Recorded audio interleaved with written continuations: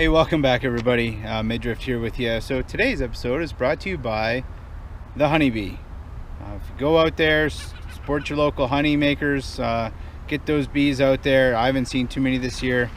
I think our last couple of winters have been hard on them, so love the honeybee. Anyway, moving forward, today what we're going to do is we're going to finish up the roof rack series. So this will be version 3.0. And I have the rest of the supplies there from SI3D, so shout out to James, thanks a lot. For everybody else, I will be uploading the STL files, or the STL files for the complete package once to Thingiverse, I believe.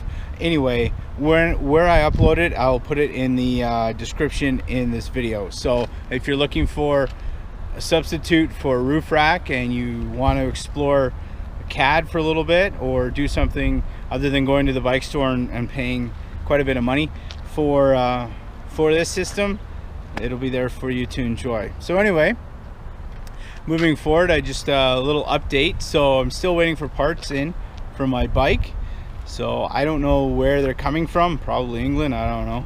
Anyway, it's been about a week and a bit, so hopefully they're in soon so I can get that up and running, because the weather's been absolutely beautiful. This morning was a little misty and cloudy, but as you can see, today it's just peaked right up, the sun's out, and it is warm here in the nation's capital. So anyway, without further ado, let's get at it. Alright, so here we go. Here are my homemade Velcro straps I did on sewing machine. Again, the buckles were made soft PLA, quite stretchy, so I'm hoping they'll work. I'm pretty sure they will. So yeah, I'm gonna put both these mounts. I got all new mounts, it's all good. I am excited to actually see what this thing is going to do here. So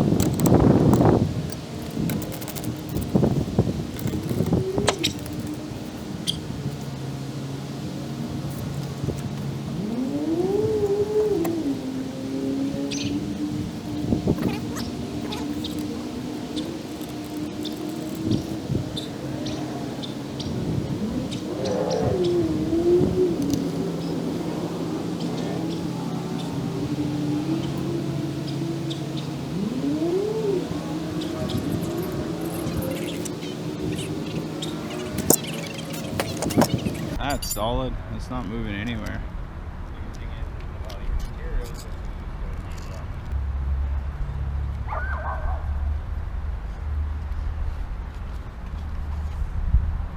Just love small dogs, they're great.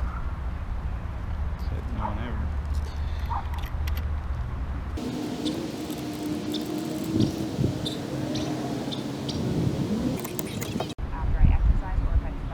Okay. Changing the battery. So there's the new ones. These are a bit of an infill. They're oh man, I'll have to look. I'll put all the links to the material that I used, but these are nice and solid as well. Really happy with how these turned out. So I have these inserted like this, and they are soft PLA, and they are super sticky once I latch it down. And just a beautiful fit. It doesn't get too much better than that, folks. It's going to be kind of pinned to my bike. I'm actually going to use it to hold it up top to my bike frame. So I'm not torquing them down to a specified torque. They're kind of being torqued to that's tight enough. The plastic, I'm not hearing it crack. I'm not going that tight. I'm just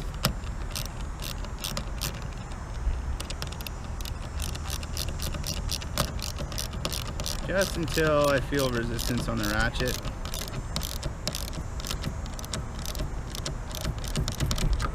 It's a 1/4 inch drive, like it doesn't need to be crazy tight. Again, these holders aren't really taking, this one especially, this one takes some of the, well, it'll take the rest of the weight. This one, there's like no weight on it at all. So for it to have huge load bearing and to be like strapped down super tight, I don't feel that that's necessary. So again, this was version 1, just some PVC pipe. This would work, honestly, if you were worried about overall cost and you had to square away your budget somewhere with some sort of cost. I would look at using PVC pipe as I did.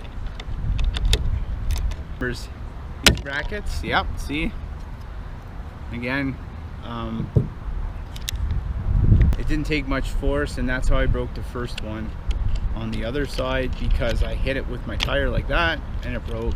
And it was no fault of the product, it was what the design was and how I printed it. Reflection on anything, the product or the plastic or anything, it was just, you know, it's good that you have a person that understands design and load. And like I said in my previous videos, once I explained to James once I better explained what they were used for, yeah, we came to the consensus that it wasn't a good design and try something new. So we did that, and as you've seen from the road test in my other video. Okay, so remember that project of a bracket. Not too bad with the tools that I had, but you know, honestly, I'm happy that I got them done in plastic. Good to go. And that's just a excellent, beautiful fit, good finish. So if you couldn't tell before, if you take a look at the other side, you can see there's a bit of a coloration difference, and that's because there's different material. But again, they're just strong, if not the new stuff with what it was infilled, I think, with carbon fiber, I want to say. I could definitely be mistaken on that, but regardless, it's super strong. So I'm very excited. This was a good investment of I mean, regardless, I learned a lot about the CADing and how to use CAD software, 3D printing. I learned a lot, so it's not lost, that's for sure. Put blue Loctite on the other side, just on this side. That side hasn't come loose yet, so I'm probably not gonna do that. We'll see. Like I said, I'm gonna paint them. I'm gonna see how it all adjusts and do a little, maybe some final testing. All right, so I'm going to go and grab the bicycles. I'm gonna mount them up, put all the tires on there, etc. So I'll bring everybody back once it's all mounted up and we can take a look. All right, see you then. Okay, welcome back everybody. So it's been a couple of minutes since I last saw everyone, but I got the bikes mounted up, so here's the big reveal. There we go. So it is really secure. Like, you can see it's all flexing, everything. That's what it looks like. I'm extraordinarily impressed with how this turned out. It's nice and clean. There's no big bulkiness, and hopefully, like I couldn't hear my bike when I had it on in my previous video. I couldn't hear my bike, like there was no weird wind whistling or anything like that. So I am absolutely thrilled that this worked out the way it did. So there we go. That's fantastic. So one thing that I did change off camera, just for transparency, is this spare tire holder. I know I had it wrapped around, sorry, I had it wrapped around here. I put it underneath just because it's good to go, and there we go. Like, it's solid. So I'm really excited to do some highway testing with this bike rack setup this weekend and send an update, or at least tonight and tomorrow, and then hopefully send an update. If not, I'll attach it to. So I'm excited to try it out on the highway just to see how it goes. I'm going to attach the camera to the front of my car so that I can see it, I can record it, and I can show you guys out there. I just want to give another shout out to SI 3D Industries, Synapse 3D Industries. Again, James was very instrumental in bringing this project to life. So kudos to him. Thank you so much, James. It wouldn't have been possible without your services, without your expertise. Again, thank you. And if you're out there watching this video and you have an idea that you want 3D printed, there'll be a link to the website below for SI 3D Industries. Contact them, and they hopefully can make your ideas come to life like they did here. So, all right, everybody, welcome back. Midriff here with you. So we're gonna go grab some ice cream because it's a blistering hot day, and on top of that, so we're going to do the road test. So come along.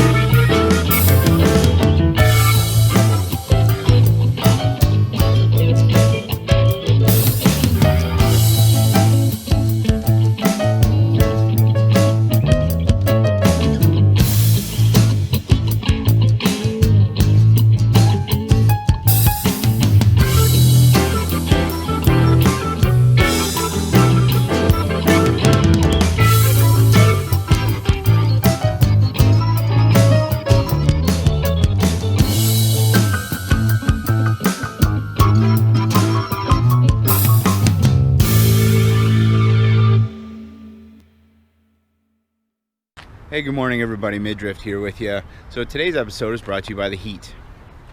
Not the sports team, but the actual temperature. Today and tomorrow is supposed to be extremely hot. Tomorrow getting up to 40 degrees.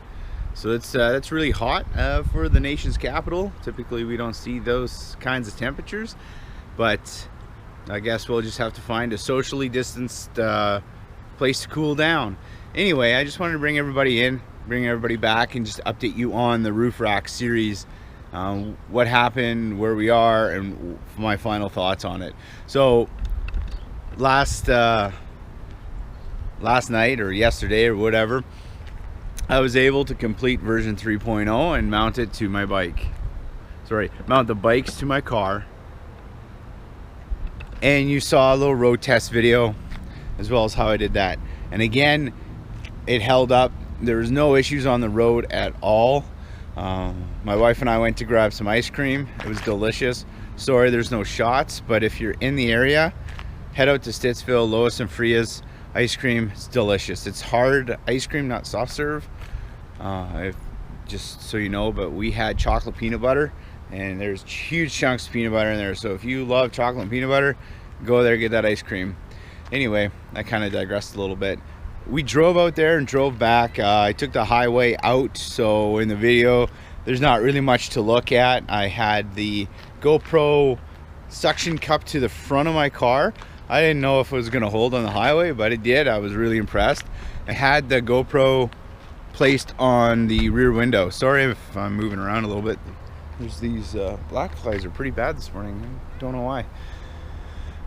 Anyway, it stood on, and I was pointing at front because my wife made the comment, "Oh, I thought you were going to take footage of where we were going." I was like, no, the bikes are what's important. So I figured at the end, after we had our ice cream, coming home, I would turn the camera and face forward and hopefully capture a bit of the night sky for everybody out there. So hopefully you enjoyed that. But that's where that is.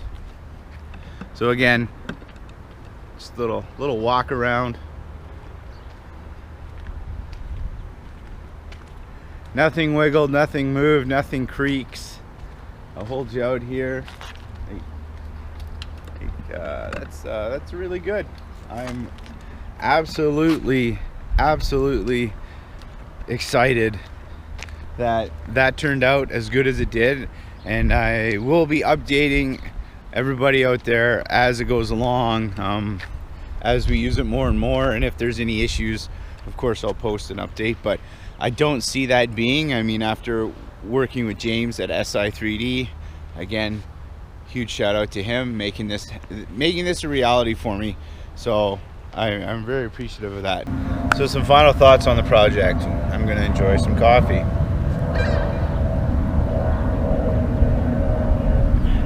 So again, thanks for tuning in. I realize not everybody has that quite a bit of spare time, so I appreciate everybody that takes the time out to watch part or all or some of my videos. So thank you. Okay, so the roof rack series originally started out on the drawing board a while ago, and I wasn't exactly sure how I was going to make this a reality. So I was just kind of cruising around the internet one day, and I found used roof racks, and I picked this one up. I did a little bit of research. The rack that I got says on the internet this model will retail for $210 in Canada. I was able to pick it up for $30. So win-win. But it doesn't come with any of the accessories. So some makes and manufacturers like Thule, hope I said that right, and I don't know the other ones, Yamaha, and the millions are out there. I shouldn't say millions, probably not millions, but the other companies that are out there, they sell different packages. However, when I was looking on to buy like bicycle rails for this roof rack, you can buy them. One bicycle rail or mount or whatever would be like $200 to get that system on there, and I was like, well, I'm not really in a position to spend $400 on bike rack rails if I can do it a different way. I'm not going to say it's better, but it's different. So I got to the drawing board, and again, you saw version 1 or version 2.0 with all those Bush League antics. So hopefully everybody had a smile and didn't get too frustrated with that. Again, I don't have a proper workshop set up at the moment. I would like to. That'd be the dream. As I said in that previous video, it kind of was a failure. I learned a lot from that failure, and it just forced me to actually get some measurements, make a better design, and do it right. and that forced me into version 2.0, which I then had those brackets made up. I repositioned the bolt and washer space so that it is a nice level setting. And then looking further, once I tested that out, so in case, sorry, I'll backtrack a bit. In case anybody was wondering, I never went with the U-bolt design. I just found that there's too much side-to-side movement. It didn't slide down the rail, but it just wiggled, and it kind of didn't look exactly as clean as I wanted it to. So I decided against that design and went back to the brackets. And then I ordered Velcro online, just from Amazon, just a roll of Velcro. I think it's by Vivid. It works really good. It's sewed. I'm not an accomplished sewer by any means. I sewed those straps. They're not the greatest, but they're functional. They're clean, but I think my home economics teacher would probably give me a 70, maybe a 75 if I smiled. Anyway, they work. The soft PLA D loops that James made me have held up. Like, I can't physically pull them apart to rip them. Like, they're tough. And that set that up. So that's currently version 3.0.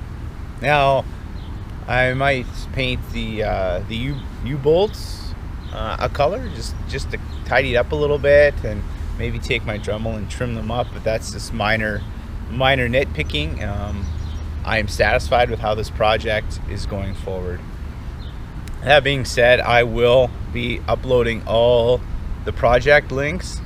I don't know which is better. I will have to do some research. I will upload the Fusion files and the STL files on, I'm going to try Thingiverse, but wherever it ends up, there will be a link to it in the description of this video. So if you want to build your own, my intent was to build this system for any sort of roof rack. Like, it should be a bolt-on.